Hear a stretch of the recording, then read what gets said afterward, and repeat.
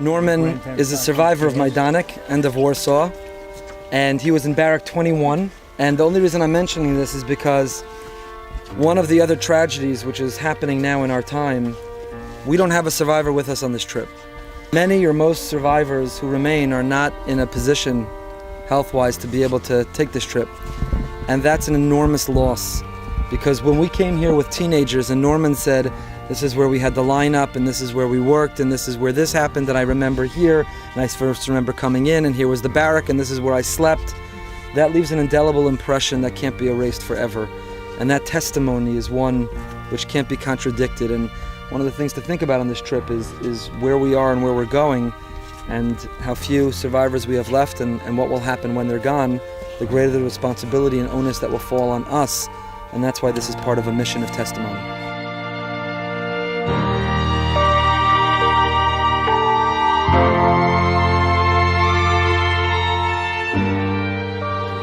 I lost everybody in this camp and almost lost myself too. So it's a very difficult trip for me. I'll describe this camp in 3 words: hell on earth.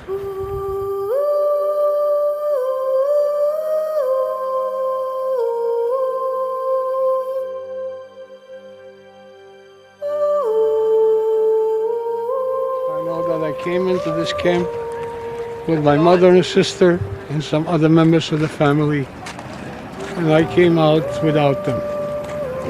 So the trip is very, very difficult and hard for me. I'm walking on holy ground. I walked this walk 60 years ago. I am here. God bless you all. Please walk with me and give me strength for today. I walked this walk. I was 13 years old, but I am here. I am here with you. I'm so full of emotions. I feel it's going to be released any minute in me. To be capable of such crime, or to die as a 13-year-old child. What harm did I do to the world? Nothing. Why do I deserve this? I have no answers. Just don't want anybody else to go through that. On one particular evening, a group of prisoners arrived, prisoners of war. They came at night, but they were not allowed into the camp. It was a winter's night. They were left outdoors in this East European winter. Today happens to be a warm day, but you should know this place is always cold. You can feel the breeze now. Trust me, when I take groups here in the winter, in the spring, this is the coldest place we visit in Poland. It's always windy here. The breeze right now is very welcome, but in the cold, you really feel it. They were left outside, and then the Germans took water hoses and began to hose them down. And of course the water froze. And by morning, most of them were dead.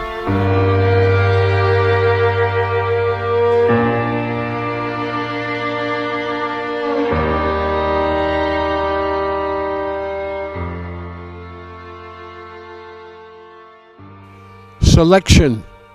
What a powerful word that is. He wore white gloves and with a whip. We didn't know what. One was going right, one was going left. They separated men from women, tore away children from mothers, and anyone who was not a perfect specimen of performing slave labor was put away in a lorry, taken away and never to be seen again. And we asked the people that they were guiding us to our barracks. We asked them where the people went, because a lot of people, they had parents, they had children. They asked, where are they going? They said, you will see through the chimney. We couldn't understand what they were talking about, but the smell from flesh, we smelled it right afterwards, because it didn't take long. They went in one door and they took them out the next door. This, by the way, was the last time that I had seen my mother and sister. And unfortunately, I didn't really have enough time to say the proper goodbyes to them. But we proceeded to go. We went to the barracks, and we went and they took us to showers. We unloaded all whatever we had, our belongings, thinking that we're going to come back for it. We were so innocently at that time thinking. But we left everything and we went into the showers. They used to call it the lousing.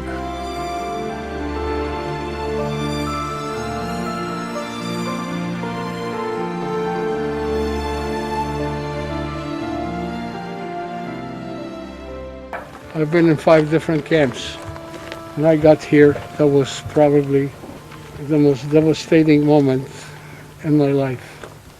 We did not know when we go in for the bath whether they're going to throw cyclone gas at us or simply give us water to disinfect us. We were shaven wherever a person has hair and then thrown in here to take the bath, beaten in there. We came out on the other side. They had buckets of creosote. This is what they use for disinfectors. It burned like hell. You could not find yourself with that.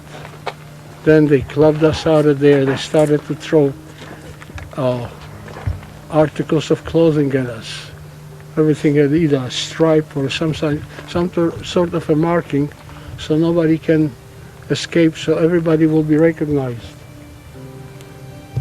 Well, it came to the other side, and I've been with people in the ghetto for several years, and I've seen them. I knew them before the war as a child. I did not recognize them. They looked literally like clowns, completely dehumanized. Then they issued numbers. As of then, I did not have a name at all.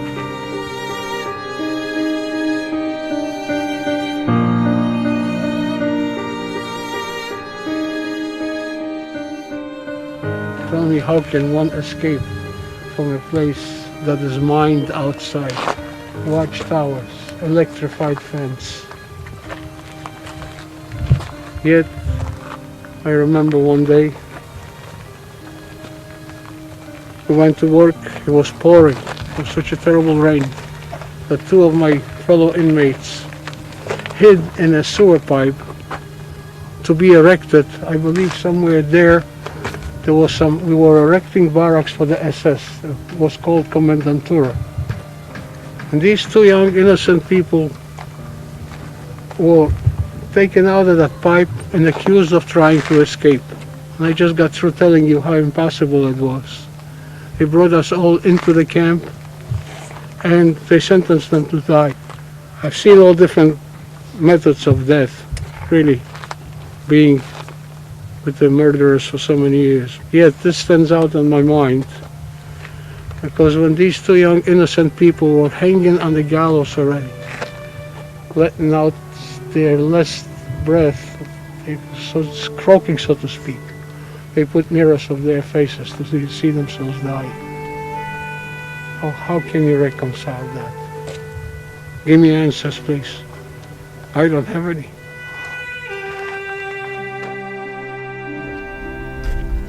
The largest escape from this camp was 10 Polish political prisoners. That was the largest successful escape from this camp. It puts, by the way, Sobibor and Treblinka in perspective.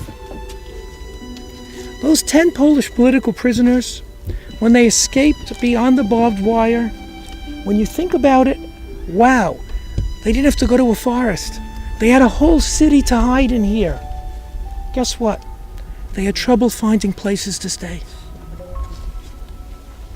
Why didn't people want to hide them? Why? Fear! Fear! So talk about not raising a hand to help the Jews, not raising a hand to help their own Polish Catholic brethren. People were in terrible fear. of the brutality of the Nazi regime. They feared for their lives and the lives of their families.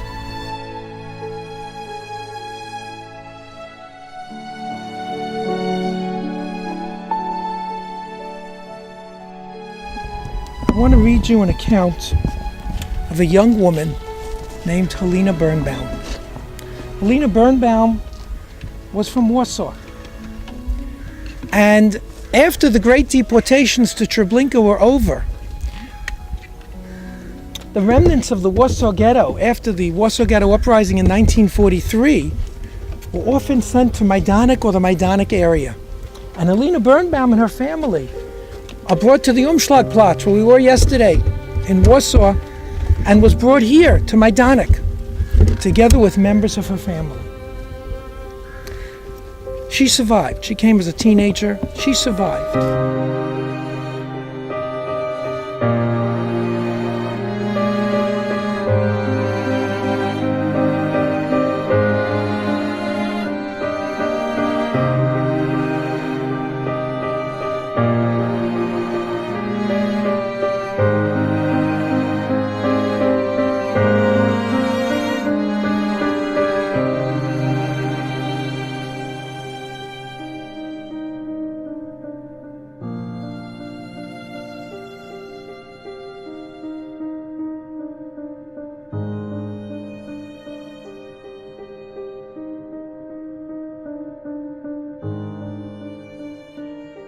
Helena Birnbaum comes into the parallel rooms in the building that you can see through the windows. She's in the changing room just as we were in the changing room in this building. And then she comes into this room and she writes the following. Driven on by hundreds of naked women, I eventually reached a shower. A bath, I thought joyfully. So this was the bathhouse, which meant we would soon be in a warm barracks. My mother was right. They were not going to kill us. We would live and work. How good that was. I wanted to throw myself into my mother's arms for joy, to tell her of my love and complete faith in everything she said. I looked around, seeking her in the crowd of women under the showers, but she was not there. I began looking for her more and more frantically. I could see my sister-in-law, Hella. I could see her cousin. I could see my cousin, Helena. But my mother was not there. Where is my mother? My head reeled. There was a lump in my throat. I could not get the question out. Where is my mother? I finally managed to whisper, turning to my sister-in-law. She looked at me. I saw her unhappy face. Then she looked away, and although she spoke quietly, I distinctly heard her say, "She is not here." I felt as though my hands and feet had suddenly been cut off. Yet I still did not understand the meaning of her 4 words. I had not seen them take my mother away, nor how it happened, nor why. Besides, all our friends from the Umschlagplatz were here. My mother was young. With her pink cheeks, she looked much healthier and prettier, or so it seemed to me, than many other women. Yet they had taken her. Why? I could not come to terms in any way with the thought that she was really not here, that I would never see her again. When they handed out clothing that had to be put on quickly without drying ourselves, my sister-in-law, Hella, energetically took care of me, seeing that I was half conscious. "From now on, I am your mother. Do you understand that?" she said firmly. But I said nothing. I couldn't bring myself to express my gratitude, although when I later recalled the moment, I was always aware of gratitude. But at that time in the bathhouse, I was still with my mother in my mind, cuddled up to her in the empty space in front of the bathhouse, protected by her coat in the cold wind. All I had to do in my mind was put out my hand and touch her. Then someone nudged me, and the vision fled. So Helena Birnbaum goes into that building, changing room. shower room and comes out of that building. Her mother at some point, maybe at the same time, maybe a little later, is brought to this building.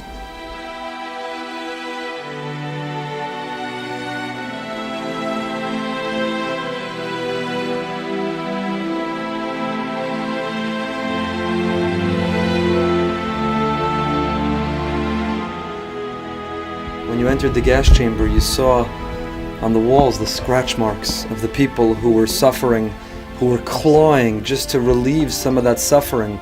You can picture, even though the low ceiling in there, holding up children to take the last gasps of air that were in the room. Initially, they used carbon monoxide from captured Soviet tank engines, which is what they used in the Reinhardt camps. But eventually, they go over to Zyklon B.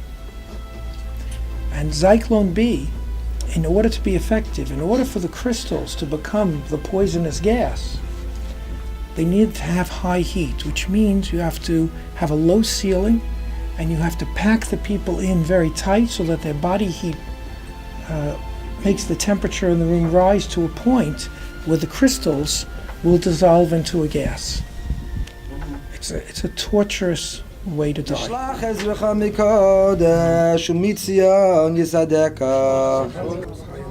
Niranan abishu asecha v'shem Eloheinu nidgo yimalei Adonai kol mishalosecha elev arecha v'elev asusim v'anachnu b'shem Adonai Eloheinu nazkir heima karu v'nafalu v'anachnu kamnu v'nisodad Adonai Hoshia Hamelach Yaneinu v'yom koreinu.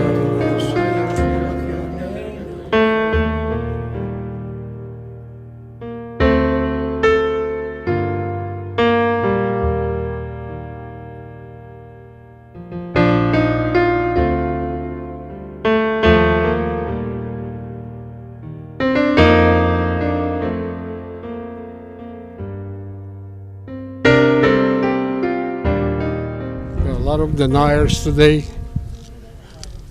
How can you deny? Still witnesses alive. We're in camps. These are not, this is not fiction. These are things that happen in our lifetime. It's history. It's an unparalleled in the history of mankind.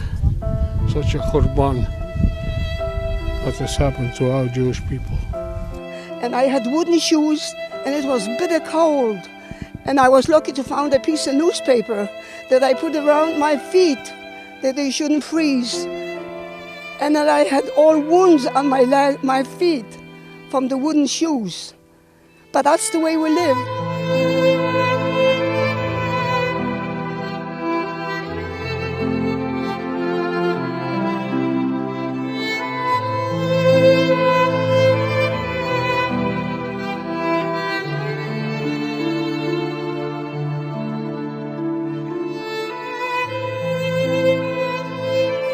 One of the challenges of reflecting and learning about the Holocaust bichlal is that the number 6 million is so abstract. It's so inaccessible to us. 6 million. What is 6 million?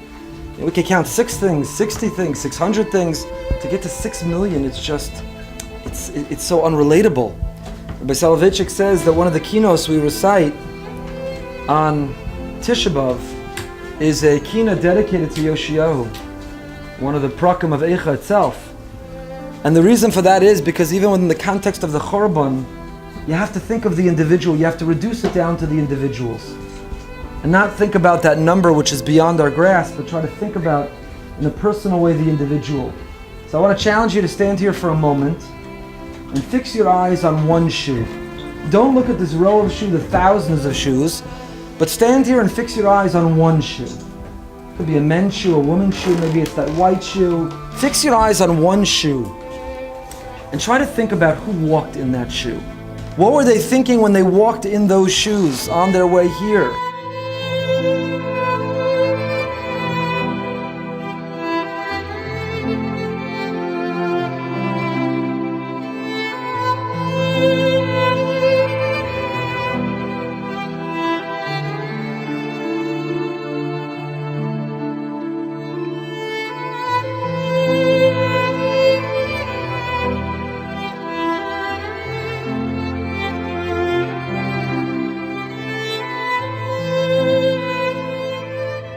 In the barracks, we used to sleep 3-4 girls together on the bunk. We had no covering, but we were close to one another to warm each other up. In the morning, we sometimes wake up in the morning, and instead of 4, there were 2 or sometimes 1. We thought the girls were sleeping, but they were dead from starvation. That was my young life, my youth. This place robbed of my youth, my best years of my life. But you people are young, live to the fullest, you're free. I wasn't free, I was worse than an animal. The world didn't care for us at all. We were led to the slaughter, and the world didn't care at all. I mentioned the date here for all of us to remember. It is November the 3rd of 1943. And I was taken out to a different camp in Skarżysko. I left behind 17,400 of our brothers and sisters. That one day, the Germans brought up some loudspeakers and played some very beautiful music and killed 17,400 of our brothers and sisters, not leaving a Jew alive. Here at Majdanek, as well as at Travniki, Ponyatova, and other work camps in the area. Here alone, in the area right behind us, the ditches that you can see, on November 3rd, in one day, more than 18,000 Jews were murdered by shooting. I mentioned Christopher Browning earlier, one of the most preeminent Holocaust historians, and a book that he wrote called Ordinary Men. And in his book, Ordinary Men, he tells the story of Reserve Police Battalion 101. 500 German reserve policemen. They were mostly from the Hamburg area. They were called for duty in Poland. These were not SS. Most of them were not Nazi Party members. Most of them were in their 30s and 40s, married with children. They had been educated before the Nazis took over. So they were not totally indoctrinated by the Nazis. They were, as his title of his book says, ordinary men. They weren't battle-hardened soldiers. They were taken from their homes as reserve policemen and brought to the Lublin area in 1942, that fateful year, to help with Operation Reinhard. And they needed a tremendous amount of manpower in order to make Operation Reinhard work. Maybe not in the camps. There they solved the problem with barbed wire and guard towers. They didn't need too many people there. But to take the people from their homes and put them on the trains, that took a lot of manpower. There people could escape. There was no barbed wire in the town. So Christopher Browning tells their story because we have post-war interviews with a large number of those 500 reserve policemen. And he tells the story about how they're brought to Poland. They really don't know what they're going to do. And the captain lines them up in a chet.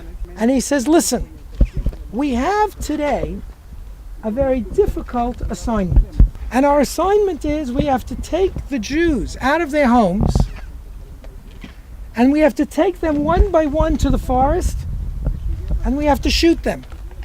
And here I brought along the doctor, and he's going to show you exactly where you should point your rifle, in the back of the neck. Now I know, he says, and this is truly remarkable that we have this record, he says to them, I know for some of you this might be difficult. But I'm reminding you it comes on order from the highest authorities. But if there is someone here who doesn't want to participate for some reason, step forward and I'll assign you to perimeter duty and you won't have to actually do the work. Here it is, the classic case. The claim of the Nazi war criminals was, we were just obeying orders. If we didn't obey the orders, we would have been shot. We would have been terribly punished. Well, here's the test case. Here the captain says to them, anybody who doesn't want to doesn't have to. And you won't be punished, he tells them. Of the 500, about 5% of them came forward and said they didn't want to do it. About 95% said they would do it. Over the course of the day, it's a particularly gruesome day for them. It's the first time any of them have ever killed. Over the course of the day, about another 5% come forward and said, enough, I can't do it anymore. About 10% drop out for one reason or another. About 90% of them continue to do it. And this Reserve Battalion 101 then goes on to be involved in many other mass murders and transports of Jews to the Reinhard camps, including the Harvest Festival here in Majdanek. And they told the interviewers that it got easier. The first time was the hardest time. Afterwards, it got easier. There are a lot of Jewish people could have been saved in this country of Poland. But due to rooted in anti-Semitism, life was denied to us. When you convince people that the Jews are parasites, that they're vermin, that they're less than human, then people are capable of great sadism against them because they're no longer human. They're objects.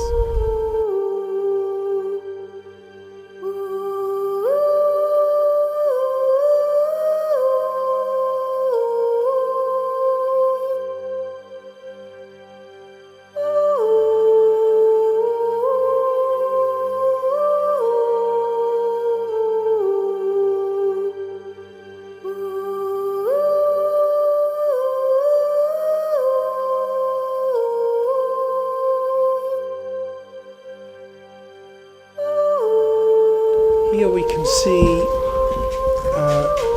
reconstructed ovens in which bodies were burnt. These ovens reached very high temperatures and were able to burn the bodies much more quickly, remembering that the killing was relatively quick, quote unquote, although, as we said, interminable for the victims. It was the burning of the bodies that took a longer time. And that's why this was built in September 1943.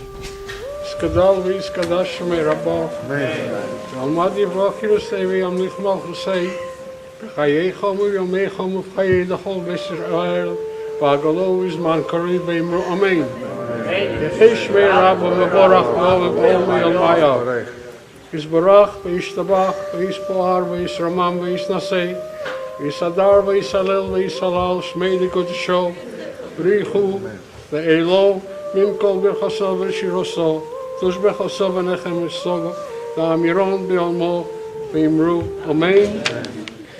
Yehei Shlomi Rabbi min shemayo v'chaim tovim aleinu v'al kol Yisrael v'imru amen.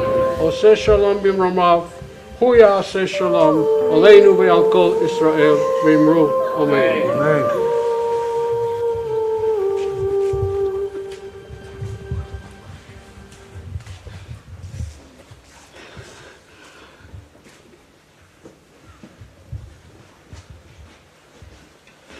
I don't have any hate in my body. I had a dislike of the lowest degree, but I will not hate anyone, because if I do, Hitler would accomplish what he started out to, making a hater out of me.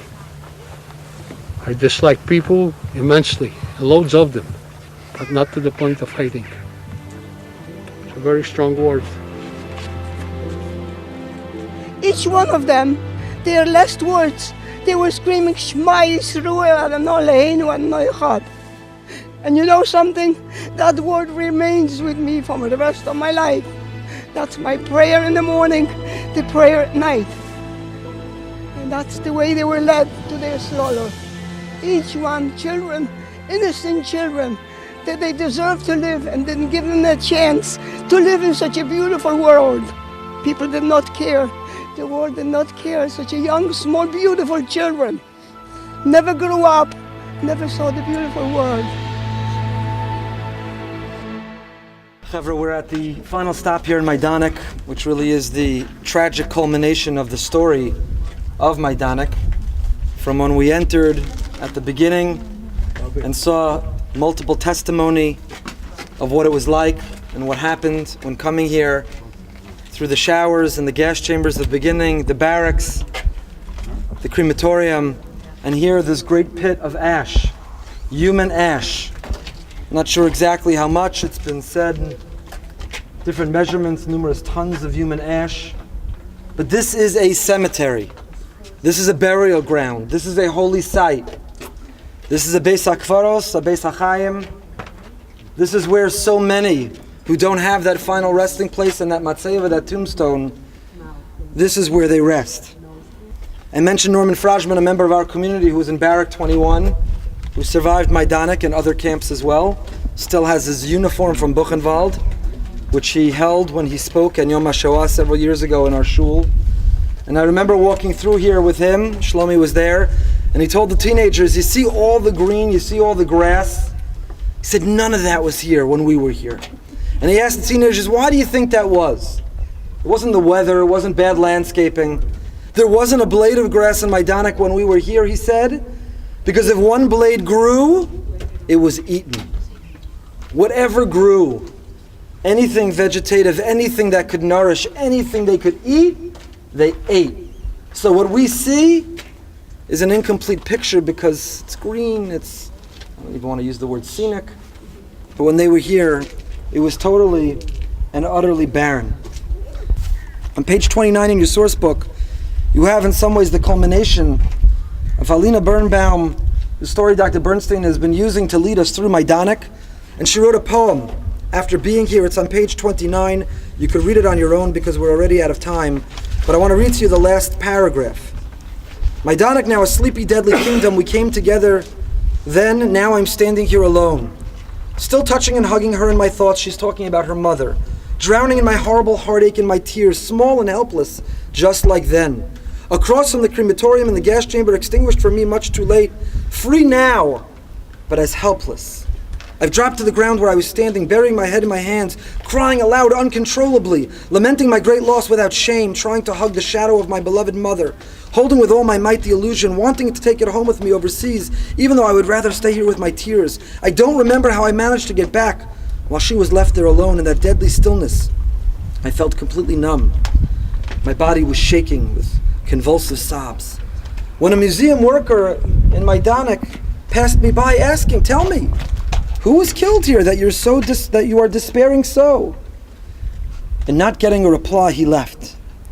He was speaking to me in a language of the living, but I was still with my mother's vision, her shadow in a vacuum, mourning her death here in Majdanek, and maybe also my own. She survived, but she describes her own death. And there's the phenomenon of the 7th million. I don't know if Dr. Bernstein will talk about it, but those who survived and yet they were the walking dead. Survival was unclear whether it was a blessing or a curse. She describes on her visit back here, mourning the death of her mother and also her own, because a piece of her died here in this spot. Behind us is this mound of ash, of human ash, of people who don't have a burial place or a tombstone. This pile represents the sacrifice that we don't have the answer to why. As we spoke about yesterday, we can get stuck on the why, or through our lives we can provide an answer. Not lama, but lama. What will we do differently? We have sacrifices that we make to be a Jew. It's not always easy. It's easier than it ever was before. Our ancestors who lived throughout Poland before the Holocaust couldn't imagine you could go to a store and buy a prepackaged 10 pieces of bread wrapped and numbered for Bedikas Chametz. Go to a store and buy a jar of salt water, that you'd have the access and the ease of living as an observant Jew today, easier than ever before, and yet so many don't. And many who have the knowledge and experience walk away or neglect it. Because it's not always easy. It's not compatible with living the Western lifestyle. It's not compatible with living the modern lifestyle. It's not always easy to wear that yarmulke, or to keep kosher, or to do business in an ethical way, or to refrain from gossip and lashon hara. Listen to the story we heard on the bus, to not reveal the kappa who killed your father because you didn't want to hurt his future and his family. And we are free to share our juicy lashon hara for nothing. It's not always easy. There's sacrifices that have to be made. Losing money because we can't close the deal on Shabbos, or taking off from work on Yontif. We're put in positions that are uncomfortable or that are difficult. But we shouldn't think we're the first to have to sacrifice. We certainly shouldn't think that our sacrifices are the greatest that ever were. We stand next to this pile of ash like the ash that stood next to the altar. Because as we bring our sacrifices today, we remember those who came before us and that we're only here because of them. Because of their devotion and dedication, because of their commitment, because of their passion, their enthusiasm. The survivors who walked away from these ashes, that 7th million who a piece of them died in these camps even as they continued to live, with whatever was left in them that lived, and that built our yeshivas and our schools and our shuls and our mikvahs and our kashas and our kolalim, that continued to be role models and inspiration, that didn't sit back wallowing, waiting for the sympathy of the world, but proactively rebuilt and recreated, and on whose shoulders we stand. And whatever we enjoy is only in their merit. When we go home, we return to the sacrifices we have to make, to some of the moments of discomfort. But we remember this pile of ash, this holy, holy deshen that sits next to the altar of this crematorium and these gas chambers and these barracks. The magnitude of the sacrifice and the beauty that reflects on a Jewish people who can rebuild in its aftermath. And the image of this ash imbued in our memory should give us the strength, the conviction, and the courage to endure and overcome the sacrifices that are asked of us, infinitely smaller in magnitude for us sometimes, nevertheless very hard, but to know that if they were able to do it, then we certainly can as well. Every time I get up in the morning, I come up, thank God I'm still here. We ought to be thankful for every moment. We have to do good to others. Life is so frail and fragile that in a second it's not here anymore. But while we're here, we have to make the best of it. Not for us, but for mankind.